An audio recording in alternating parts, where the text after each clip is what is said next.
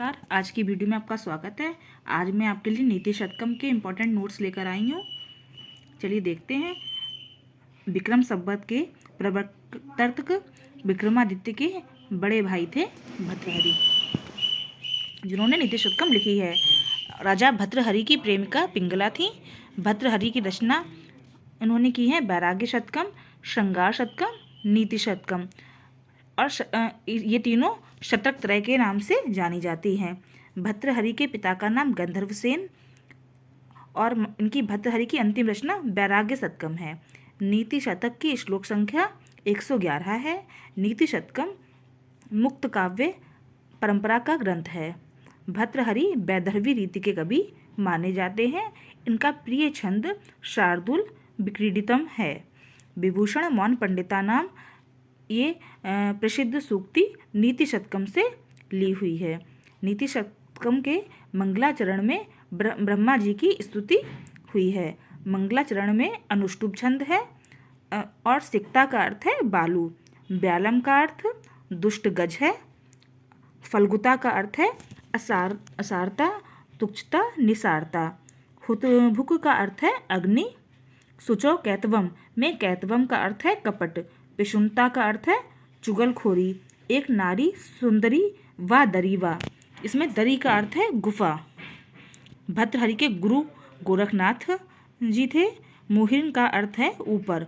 पर्वत के पंख इंद्र ने काटे थे। विद्याविहीन किसके समान होते? पशु के समान होते हैं। और इस आपसे प्रश्न पूछा जाएगा सतर्कता के रचयिता, तो भर्तृहरि। भर्तृहरि मालव देश के राजा थे।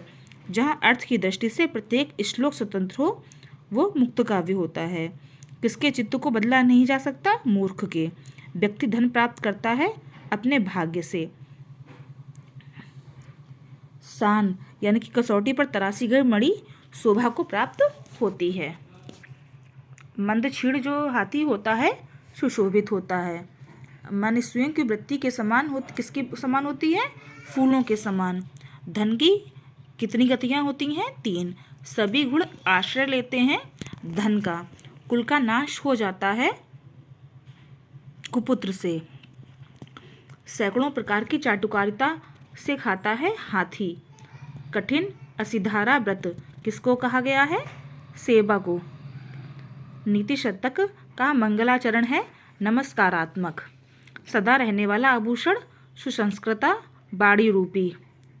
मनुष्य हाथी के समान मदांध कब हो जाता है? मद से अंधा कब हो जाता है? ज्ञान पा लेने पर। मनुष्य का सर्वज्ञ होने का ज्वर कब उतरता है? जब वह विद्वानों के संपर्क में आता है। चाणक्य नीति के लेखक हैं कौटिल्य। भर्तृहरि को बौद्ध किसने कहा था? इत सिंह ने बौद्ध कहा था। राजा सम्मान प्राप्त करता है, विद्वानों का सम्मान करके प्राप्त होता है। सम्मानों के प्रति श्रेयस्कर है वीरता प्रदर्शित करना। स्त्रीजनों के प्रति प्रगल्भतापूर्वक व्यवहार। चलिए, यहाँ नीति शतकम हमारा समाप्त हुआ। अगले वीडियो में मिलते हैं। अगर आपकी वीडियो किसी काम आई हो तो लाइक सब्सक्राइब करना ना भूलें। धन्यवाद।